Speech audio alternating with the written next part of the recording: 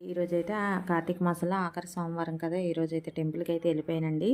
నేను ఇప్పటివరకు కార్తీక మాసంలో ఒక్కసారి కూడా పంతులు గారికి స్వయం పాకం అనేది ఇవ్వలేకపోయాననమాట. ఇంక ఈరోజైతే స్వయం పాకం ఇవ్వడానికైతే వెళ్ళాను. స్వయం పాకం అంటే ఏం లేదండి, ఇంక మనకి తోచినంత ఏదో బియ్యం, పప్పు, బెల్లం ఇట్లాంటివి ఏదో మనం ఇచ్చుకోవచ్చు.